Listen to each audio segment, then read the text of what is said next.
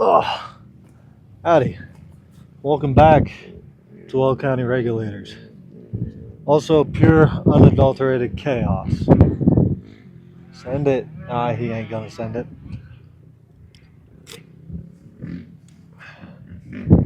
Right behind me is a big double. Nobody's been sending it. So, I'm at the motocross track, just riding the 520. I've decided it's too slow. It's got a 4-speed and I need another gear. But good to know what it'll do at least. It's me, post whatever. The wind noise in this video is absolutely horrible. Also, helmet hair, check it out. The wind noise is absolutely horrible. I apologize for that. I think about halfway through it gets a little bit better. It seems like every time I record something, I do something stupid like not use a microphone or use it and then just use it wrong or something. I don't know. Sorry about that. You don't have to deal with it. All 4 of you that see this video, if 4. So about, I don't know, a couple weeks after my last upload, I realized, oh crap, I have just over 2 weeks until I have to have a truck and a dirt bike ready for like a 1,000-mile road trip. So send it. He ain't sending it at all. 450. So went with the Ranger and the 520. So the 520 had a flat rear tire and it was leaking all of the clutch fluid out. I washed the bike really well, rode it for a few hours, let it sit for like a week until the clutch fluid was dry. And then I inspected it, took the tank off, inspected the lines, inspected everything, and I could not see where it was leaking. The only thing that could mean is that it's leaking internal to the bike somewhere.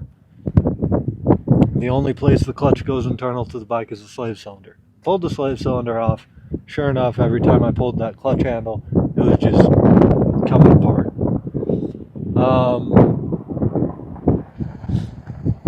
It was coming apart. So took the rear tire to the dealership, had them put a new tube in it. I can do tubes, they're just a massive pain. They're just,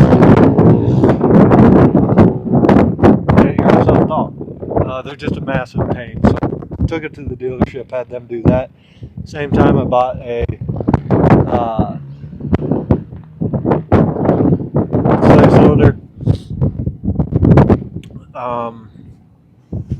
That fixed the problem with the clutch. I have leaking out of, I think, 2 places on the case of the engine, and the forks are leaking right now. That might just be because I was riding it pretty hard for several hours. And I think the brake fluid is leaking out of the master cylinder. But I'm going to sell it. So clean it up, I'll let people know exactly what's wrong with it, and then I'll sell it and get another bike. Sorry if there's a lot of wind noise right now. I'll try to compensate that by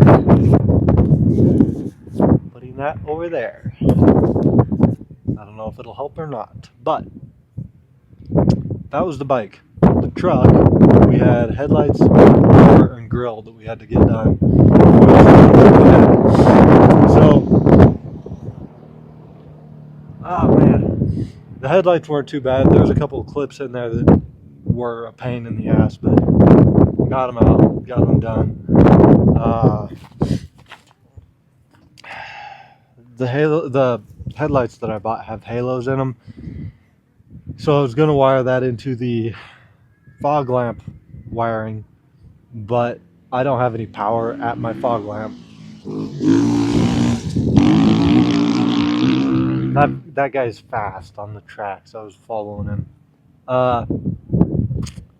So they're just electrical taped to the back of the headlamp right now. Maybe later I'll deal with that, maybe not. I don't know. Not worried about it right now. The headlights work fine as they are.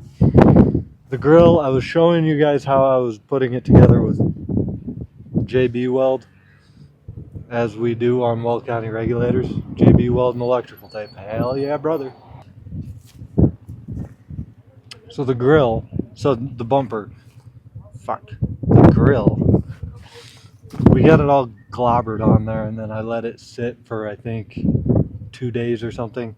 And I sat down with a grinder, like a die grinder with a stone wheel on it, for about an hour to try and smooth everything out. And then I sat down with a piece of sandpaper for like an hour and a half, 2 hours. Smoothed it all down, hit it with 2 coats of primer and then 2 coats of flat black paint. Looks pretty good. I was a little bit worried about it falling apart on me, but it hasn't come apart yet, and I've hit a lot of washboardy roads. So then the bumper. We have the frame of the bumper and then that skid plate, the beginning of the skid plate. The center 2 pieces of that were not hard to get on. I just had to prop them up at exactly 60 degrees and then weld them in. That's all it was. The outside 2 pieces I had to cut a triangle into to fold it together to bring it, you know,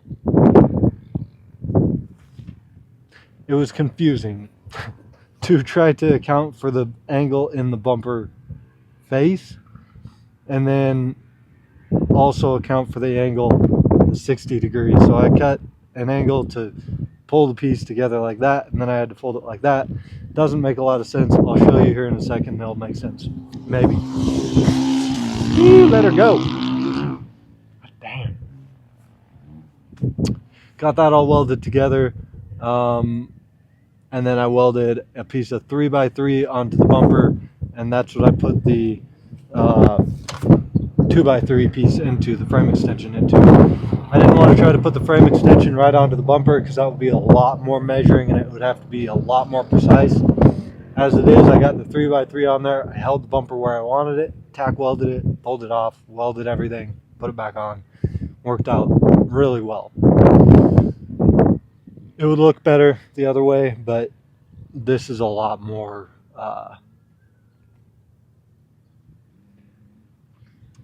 it was a lot easier. So when I cut the frame, I welded on a plate, a piece of 1/2 inch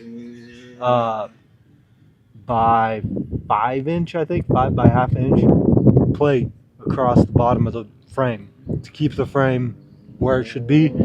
And yeah, so in a while, not right now, but sometime down the road, I'm going to drill holes in that, mount a winch right there, and then I'll cut a hole in the bumper, front of the bumper, to have the cable come out of. So we still got to do that on this bumper. We still need to do something on the edges.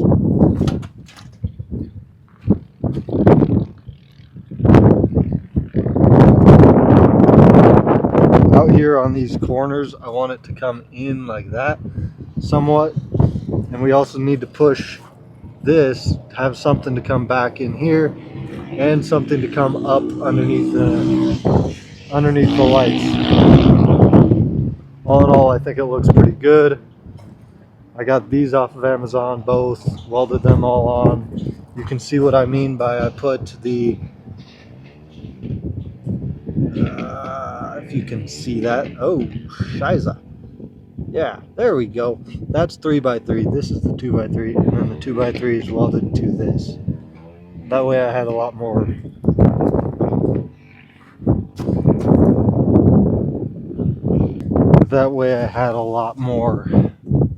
free play to figure out where to place it. So, bumper is close to completed. It's not done. It's getting somewhere. I would like to take those edge pieces and fold them back closer to the light. We'll see how it goes. But that's that. Now on to the next thing. This 520 is ready to sell. I'm gonna put it up for sale probably when I get back to the house. I'll wash it and then put it up for sale. After that's sold, then I'm going to take the 300, I'm going to disassemble the wheels and the sprockets, and I'm going to restring those myself so that I don't have to so that I don't have to buy rims or anything like that. It'd just be a lot cheaper.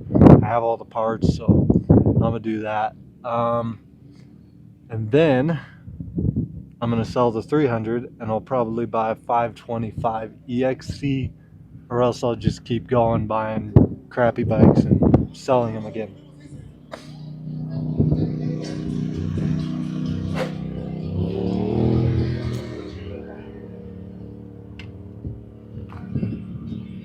So the bikes are getting ready to be sold. I'm going to try to sell the body and the frame of that other Ranger that I had as well. For the future, I would like to do more to this truck. Send it. Dang it. I would like to do more to this truck, but I can't. I'm spending a lot of money, right? And I'm trying to save for a house because I want to move out within the next few months. As anybody my age, or really anybody I think, can attest to, money right now is tight and the pocketbook is kind of thin. So I'm trying to save every penny I can, and building a truck doesn't really go well with trying to save money. So I will keep you posted on that, on the buying the house thing. For now, we're just going to keep working on dirt bikes. Probably have some more random content.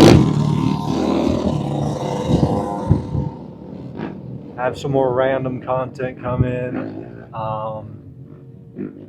We'll see how it goes. But yeah, I think that's all I had. Anyway, I'll keep between ditches, keep the dirty side down and the shiny side up, although for me, the whole damn thing is dirty. And I will catch you on the flip-flop. She's a red bird, we gone.